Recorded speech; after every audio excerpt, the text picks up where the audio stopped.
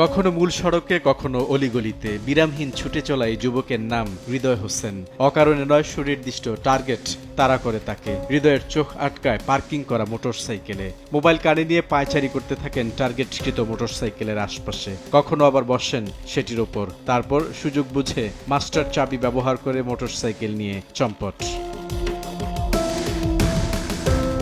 এভাবে রাজধানীতে দিনের বেলা পার্কিং বা রাস্তা থেকে মোটরসাইকেল চুরি করে 4 থেকে 5টি গ্রুপ। প্রতিটি গ্রুপে সদস্য সংখ্যা 5 থেকে 6 জন। মানিক, রেজা, মমিন, আমির সহ অন্তত 20 জনের বিরুদ্ধে মোটরসাইকেল চুরির একাধিক মামলা রয়েছে বিভিন্ন থানায়।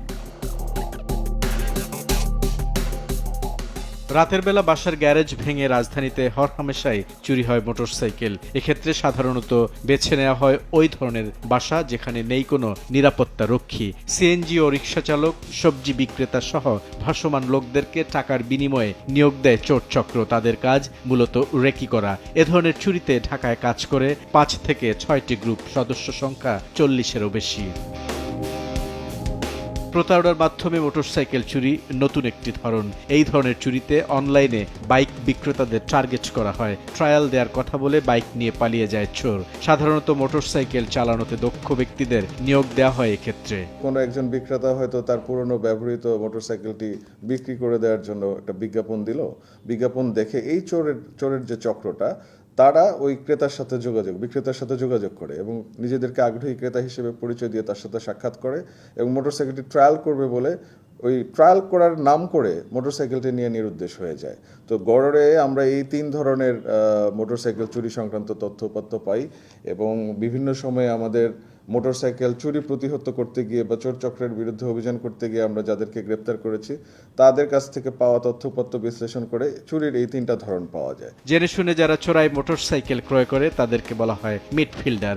ঢাকার পার্শ্ববর্তী এলাকা, বিশেষ করে নারায়ণগঞ্জ, কেরানীগঞ্জ, সাভার, আশুলিয়া সহ আশপাশের এলাকা থেকে চোরাই মোটরসাইকেল কিনতে এরা ঢাকায় আসে। নিজস্ব গোডাউনে কিছুদিন রাখার পর তারা আবার সীমান্তবর্তী এলাকার ক্রেতাদের কাছে সেগুলো বিক্রি করে দেয়। এরকম অন্তত 10 থেকে 12 জনের তথ্য আছে পুলিশের খাতায়। এক ধরনের মধ্যস্বত্বভোগী ক্রেতা আছে যাদের কাছে এই মোটরসাইকেলগুলো যায়, যাদের অবস্থান এই ঢাকা মেট্রোপলিটন পুলিশ যে এরিয়াটা কভার করে, অর্থাৎ আমাদের ঢাকা মেট্রোপলিটন এরিয়া, এই এরিয়ার চারপাশের পেরিফেরিয়াল কিছু, যেমন কেরানীগঞ্জ, সাভার, আশুলিয়া, তারপর মানিকগঞ্জ, কিছু কিছু ক্ষেত্রে নরসিংদীতে আমরা দেখতে পাই, যাত্রাবাড়ির ওই পাশটাতে, ডেমরার পাশটাতে আমরা কিছু মধ্যস্বত্বভোগী ক্রেতা দেখতে পাই।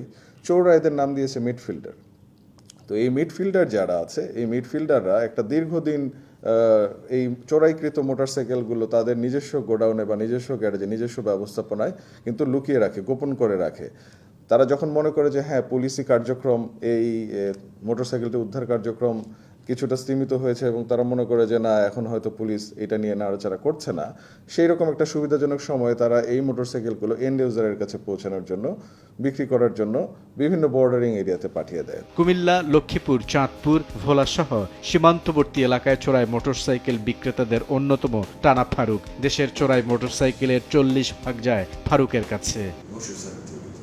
অনেকে আবার জেলে গিয়ে মোটরসাইকেল চোরদের সঙ্গে পরিচিত হয়ে জামিনে বের হয়ে চোর চক্রে যোগ দেয়, এমন তথ্য উঠে এসেছে তদন্তে। জেল হাজতে বসে অন্যান্য ক্রিমিনালদের সাথে বসে বসে সে কিন্তু আরো ছোট ছোট গ্রুপ ক্রিয়েট করে। বুলবুল রেজা, সময় সংবাদ, ঢাকা।